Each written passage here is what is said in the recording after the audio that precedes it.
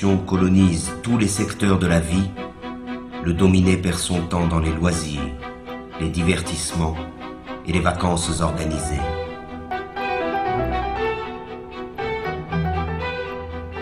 Aucun moment de son quotidien n'échappe à l'emprise du système. Chaque instant de sa vie a été envahi. C'est un esclave à temps plein.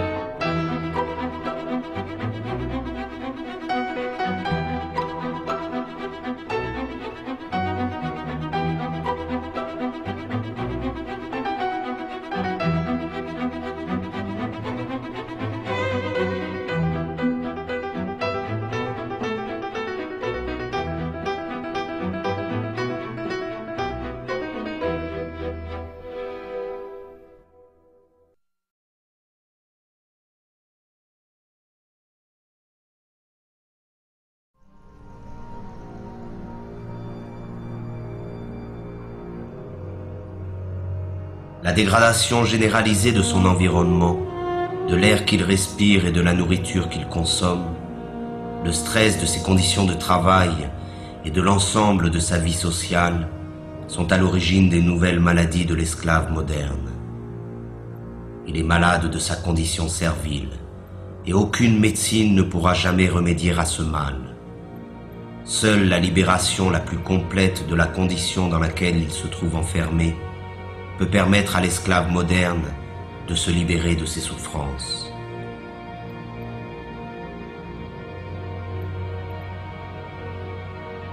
La médecine occidentale ne connaît qu'un remède face aux maux dont souffrent les esclaves modernes, la mutilation. C'est à base de chirurgie, d'antibiotiques ou de chimiothérapie que l'on traite les patients de la médecine marchande. On s'attaque aux conséquences du mal sans jamais en chercher la cause. Cela se comprend autant que cela s'explique. Cette recherche nous conduirait inévitablement vers une condamnation sans appel de l'organisation sociale dans son ensemble. De même qu'il a transformé tous les détails de notre monde en simples marchandises, le système présent a fait de notre corps une marchandise, un objet d'étude et d'expérience livré aux apprentis sorciers de la médecine marchande et de la biologie moléculaire. Et les maîtres du monde sont déjà prêts à breveter le vivant. Le séquençage complet de l'ADN du génome humain est le point de départ d'une nouvelle stratégie mise en place par le pouvoir. Le décodage génétique n'a d'autre but que d'amplifier considérablement les formes de domination et de contrôle. Notre corps, lui aussi, après tant d'autres choses, nous a échappé.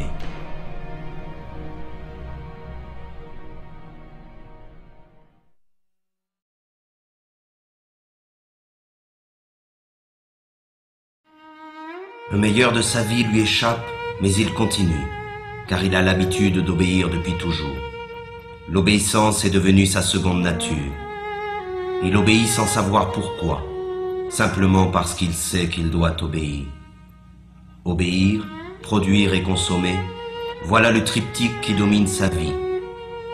Il obéit à ses parents, à ses professeurs, à ses patrons, à ses propriétaires, à ses marchands. Il obéit à la loi et aux forces de l'ordre. Il obéit à tous les pouvoirs car il ne sait rien faire d'autre. La désobéissance l'effraie plus que tout, car la désobéissance, c'est le risque, l'aventure, le changement. Mais de même que l'enfant panique lorsqu'il perd de vue ses parents, l'esclave moderne est perdu sans le pouvoir qui l'a créé. Alors il continue d'obéir.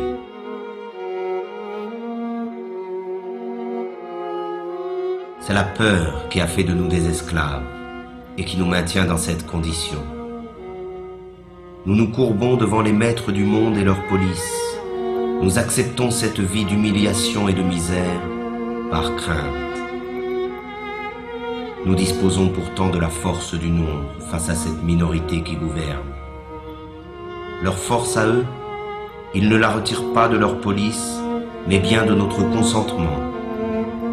Nous justifions notre lâcheté devant l'affrontement légitime contre les forces qui nous oppriment par un discours plein d'humanisme moralisateur. le refus de la violence révolutionnaire est ancré dans les esprits de ceux qui s'opposent au système au nom des valeurs que ce système nous a lui-même enseignées. Mais le pouvoir, lui, n'hésite jamais à utiliser la violence quand il s'agit de conserver son hégémonie.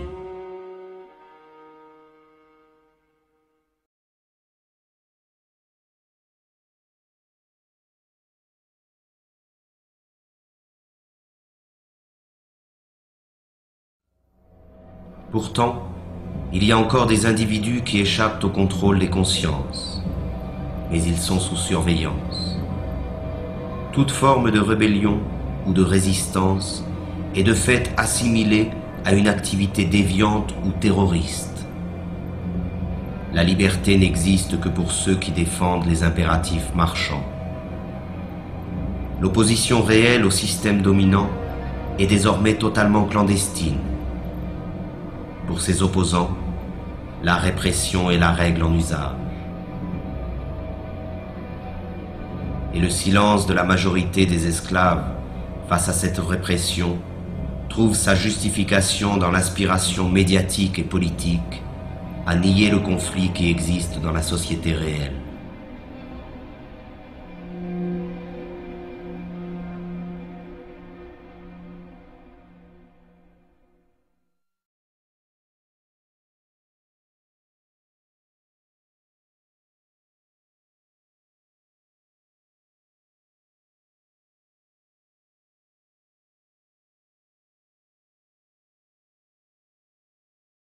Comme tous les êtres opprimés de l'histoire, l'esclave moderne a besoin de sa mystique et de son Dieu pour anesthésier le mal qui le tourmente et la souffrance qui l'accable. Mais ce nouveau Dieu, auquel il a livré son âme, n'est rien d'autre que le néant, un bout de papier, un numéro qui n'a de sens que parce que tout le monde a décidé de lui en donner. C'est pour ce nouveau Dieu qu'il étudie, qu'il travaille, qu'il se bat et qu'il se vend. C'est pour ce nouveau Dieu qu'il a abandonné toute valeur et qu'il est prêt à faire n'importe quoi. Il croit qu'en possédant beaucoup d'argent, il se libérera des contraintes dans lesquelles il se trouve enfermé, comme si la possession allait de pair avec la liberté. La libération est une ascèse qui provient de la maîtrise de soi. Elle est un désir et une volonté en acte. Elle est dans l'être et non dans l'avoir. Mais encore faut-il être résolu à ne plus servir, à ne plus obéir. Encore faut-il être capable de rompre avec une habitude que personne, semble-t-il, n'ose remettre en cause.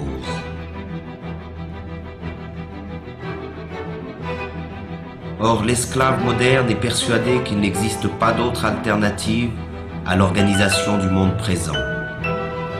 Il s'est résigné à cette vie car il pense qu'il ne peut y en avoir d'autre. Et c'est bien là que se trouve la force de la domination présente. Entretenir l'illusion que ce système, qui a colonisé toute la surface de la Terre, est la fin de l'histoire. Il a fait croire à la classe dominée que s'adapter à son idéologie revient à s'adapter au monde tel qu'il est et tel qu'il a toujours été. Rêver d'un autre monde est devenu un crime condamné unanimement par tous les médias et tous les pouvoirs. Le criminel est en réalité celui qui contribue, consciemment ou non, à la démence de l'organisation sociale dominante. Il n'est pas de folie plus grande que celle du système présent.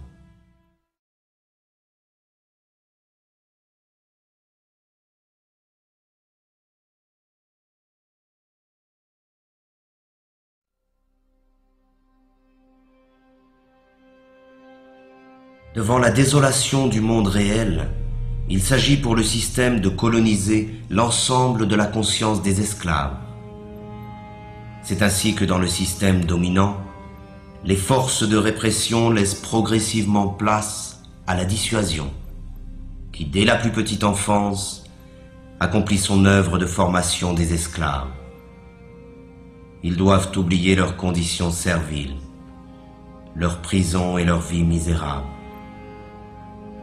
Il suffit de voir cette foule hypnotique connectés devant tous les écrans qui accompagnent leur vie quotidienne.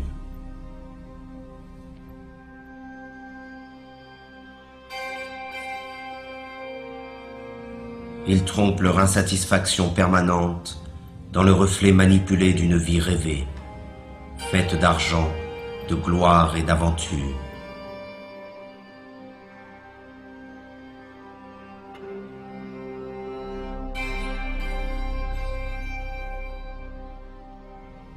Mais leur rêve